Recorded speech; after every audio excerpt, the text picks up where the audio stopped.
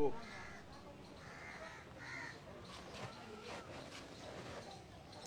अगले 5 आसन आपके कमर दर्द को करेंगे काफ़ी हद तक आराम। अब मैं आपको बताने वाली हूँ कि आप अपने कमर दर्द को कैसे ठीक कर सकते हैं। मैंने जो आसन किया वो था चक्रासन, और चक्रासन क्योंकि सभी स्टार्टिंग टाइम पे नहीं कर सकते, तो मैं अभी इनिशियल वे में आपको 5 आसन बताऊंगी, जिससे आप समय के साथ अपने कमर दर्द को धीरे धीरे करके कम कर सकते हैं। पर आपको ये ध्यान रखना है कि आप इन आसनों को रोज कोशिश करें सुबह या फिर कोशिश करें शाम में। पर एक बात का ध्यान रखना है कि आपको पेट को खाली रखना है एटलीस्ट 3 से 4 घंटे। तो अब मैं बताऊंगी आपको पहला आसन, जो कि है मकरा आसन। मकरा आसन के लिए हम लोग सबसे पहले पेट के बल लेट जाएंगे और अपने हाथों को कुछ इस प्रकार रखेंगे। कोशिश करिएगा कि आप लोग मैट पे करें ताकि आपको एल्बो में किसी प्रकार का दर्द ना महसूस हो। और हाथों को इस प्रकार रखेंगे और पैर को जोड़ कर रखेंगे, जिससे आपको आपके बैकबोन पे सबसे ज़्यादा प्रेशर फील होगा। और ये आसन बहुत टफ नहीं है, तो हर कोई कर सकता है, हर उम्र के इंसान कर सकते हैं, बच्चे से लेके बूढ़े तक कर सकते हैं। इसके बाद मैं आपको अपना दूसरा आसन बताऊंगी। ये पहले आसन को आप 3 मिनट, 4 मिनट, 5 मिनट तक आराम से कर सकते हैं, आपको कोई परेशानी नहीं होने वाली। अब मैं आपको दूसरा आसन बताऊंगी। दूसरा आसन करने के लिए आपको अपने दोनों हाथों को चेस्ट के पास में रख लेना है, अपने बॉडी को सामने से नाभि तक उठा देना है, जिसे हम भुजंगा आसन भी कहते हैं।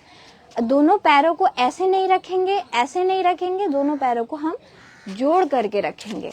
जोड़ लिए। अब उसके बाद अपने सामने वाले बॉडी को नाभि तक उठाएंगे। नाभि तक उठाने के बाद हाथों को ऐसे नहीं रखेंगे, ऐसे रखेंगे और देखेंगे सामने की तरफ।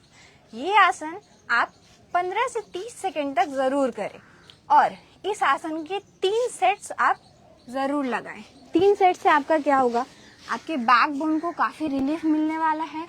बैकबोन के साथ आपका जितना भी तरीके का प्रॉब्लम्स होता है, चाहे वो लोअर बैक में हो, अपर बैक में हो, आपको इसमें रिलीफ मिलने वाला। अब मैं आपको अपनी तीसरी आसन की तरफ लेके चलती हूँ। जो तीसरा आसन है नौका आसन। नौका आसन दो प्रकार के होते हैं। कुछ लोग हाथ को पीछे करके करते हैं और कुछ लोग हाथ को सामने रख के करते हैं। मैं सामने रख के करूंगी, अगर आपको बहुत कष्ट हो तो आप पीछे रख के करना। चलिए, तो सबसे पहले हाथ को सामने की तरफ जोड़ लेंगे। जोड़ने के बाद हाथ के बीचों बीच में कान को रखेंगे। ये कान हमारे हाथ के बीचों बीच रहने चाहिए, इस प्रकार। अब हम अपने पैर और हाथ दोनों को एक साथ उठाएंगे। 10 से 15 सेकेंड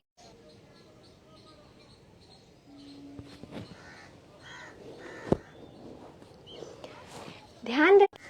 इसके बाद हम अपने अगले आसन की ओर चलते हैं, जो कि है अर्धकुर्मा आसन। अर्धकुर्मा आसन के लिए हम क्या करेंगे, अपने दोनों पैरों पर बैठ जाएंगे, रिलैक्स, एकदम आराम से।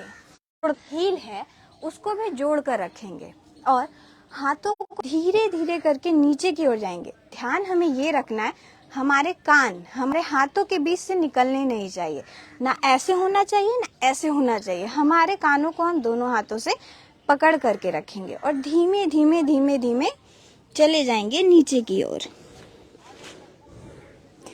इस आसन में हम कोशिश करेंगे कि हम 30 सेकेंड या उससे भी ज्यादा रहें।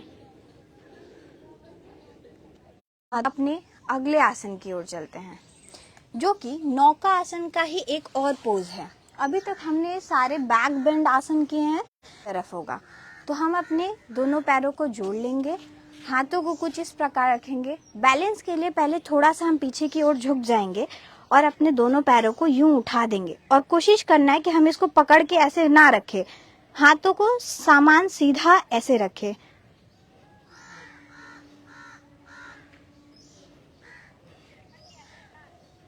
आप बहुत ज़्यादा बैक बेंड आसन एक साथ नहीं कर सकते, इसीलिए हम लास्ट में एक फ्रंट बैंड आसन करेंगे, जिससे हमारा कमर थोड़ा सा रिलैक्स फील करे, ठीक है। और आप इन आसन को अगर रोज करते हैं तो आपको बैक पेन में धीरे धीरे धीरे धीरे करके पक्का आप उसको सुधार पाइएगा। और अगर आपको बैक पेन योगा से या फिर कोई भी ऐसा समस्या हो जो योगा से ठीक किया जा सकता है, उससे कोई भी बात करना है रिलेटेड, तो आप करनाल प्लस के इस नंबर पे मुझसे बात कर सकते हैं। तुम्हारा नाम? धन्यवाद। मैं कोलकाता से डॉली पटेल।